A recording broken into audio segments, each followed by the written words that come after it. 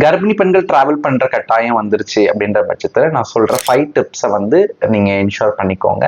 First tip என்னன்னு பார்த்தோம்னா, stretch every 1 to 2 hours. ஓகேங்களா, 1 to 2 ஹார்ஸ் கேப் இன்டர்வலை நீங்க எல்லா டைமும் ஸ்ட்ரெச் பண்ணிட்டே இருக்கணும். ஏன் அப்படின்னு பார்த்தோம்னா, பிளட் வந்து கிளாட் ஆகிறதுக்கான சான்சஸ் ஹையா இருக்கு. ஓகே, அதாவது டீப் வெயின் த்ராம்போசிஸ்ன்னு சொல்லுவாங்க. இந்த கண்டிஷன்ஸ்க்கான சான்சஸ் அதிகமா இருக்கு டிராவலிங் அப்போ.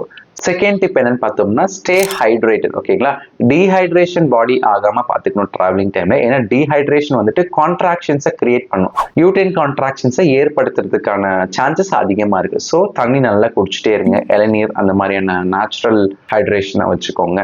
தேர்ட் டிப் என்னன்னு பார்த்தோம்னா, ஸ்மூத்தான ரோட் ரூட்ஸை வந்து ஃபாலோ பண்றதுக்கு பாருங்க. ஓகேங்களா, சூஸ் ஸ்மூத் ரோட்ஸ். ஓகே, பம்பியோ இல்லை ஜர்க்கி டிராவல்ஸும் வந்துட்டு அவாய்ட் பண்ணிட்டு ஸ்மூத்தான டிராவல்ஸ்க்கு ஏற்படுத்திக்கோங்க.